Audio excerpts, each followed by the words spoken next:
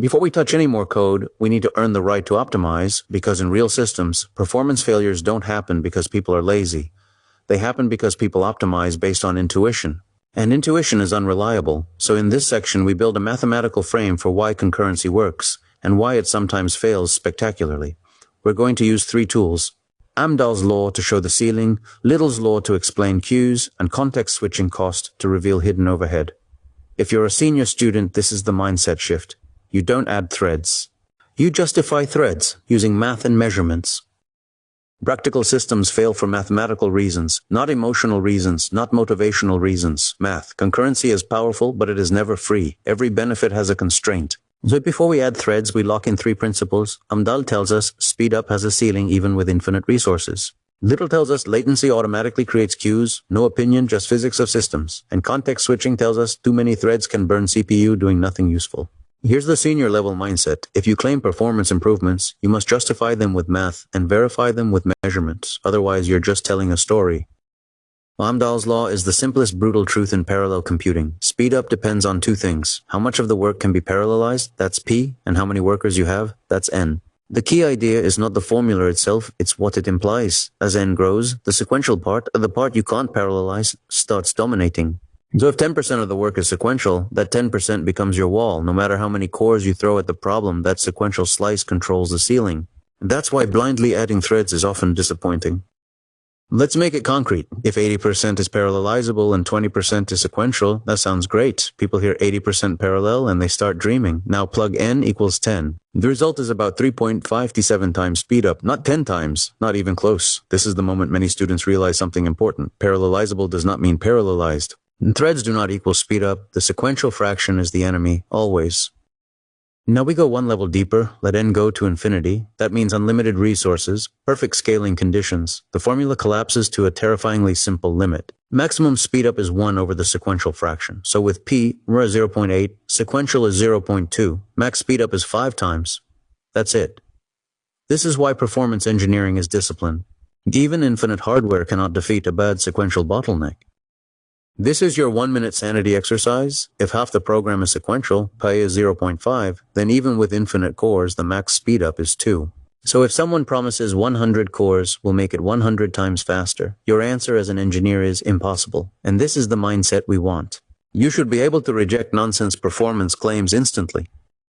Now we shift from formula to evidence. You will run Amdahl calculator and it prints a table. I want you to focus on the last column, infinite cores, because that's the ceiling.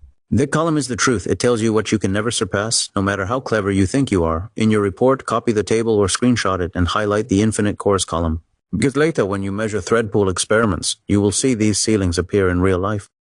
This slide is here to make sure you understand the code is not magic, it's just the formula. And what I want you to watch is the behavior. As n increases, speedup increases at first, then it plateaus. That plateau is the sequential fraction screaming at you. So when you look at your output table, don't just read numbers.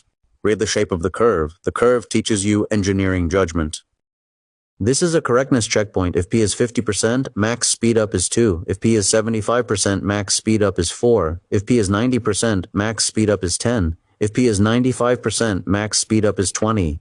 If your output doesn't match these limits, your formula is wrong, and I'm strict about this because errors here will poison your thinking later. Bad math creates bad architecture. Now we move to the law that explains why your server collapses under load. Little's law is one of the most useful results in systems engineering. L equals lambda times W. Lambda is arrival rate, requests per second. W is time in system, latency, and L is the number of requests inside the system on average. The key insight: if latency W increases, queue size L increases automatically. You don't need to choose to have a queue. Queues appear as a mathematical consequence of latency.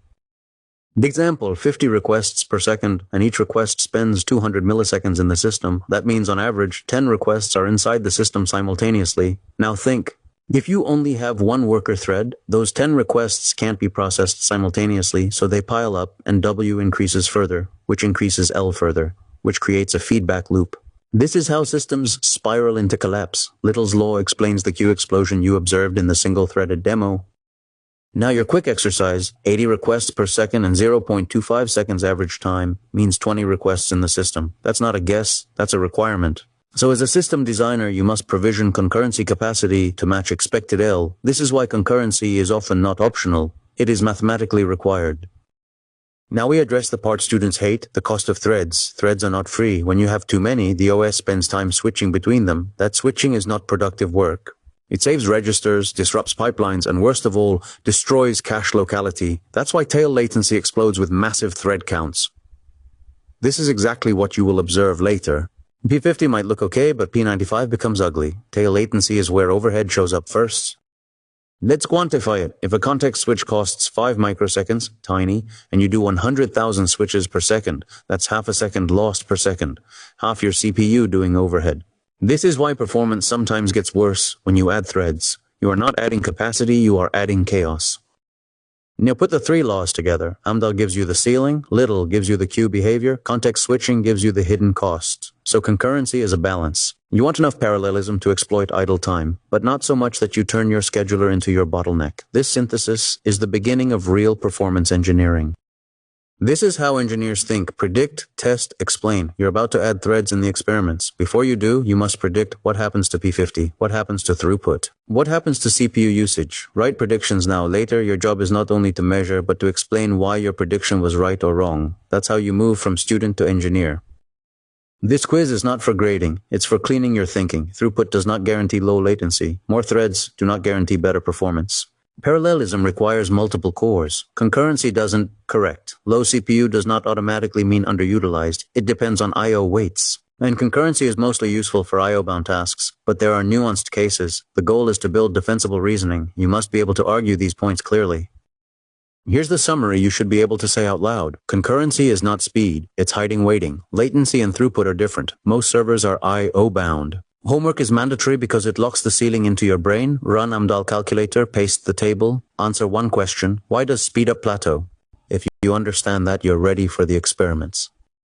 Before you leave, 3 quick answers. Define latency in 1 sentence, explain how CPU can be low while latency is high, and tell me, true or false, more threads always help. Then remember the takeaway. You cannot parallelize waiting away. You must hide it. That single sentence is the foundation of modern server design. Let me close this section with a hard truth. Most performance failures are not caused by weak hardware. They are caused by weak reasoning. If you understand Amdahl, you will stop chasing infinite scaling. If you understand little, you will stop being surprised by queues. If you understand context switching, you will stop believing threads are free. So this section is not math for math. It's math that protects you from bad architecture. In the next part, we go back to code and experiments, but now you will run them like engineers, with predictions, measurements, and explanations. That's the level I expect.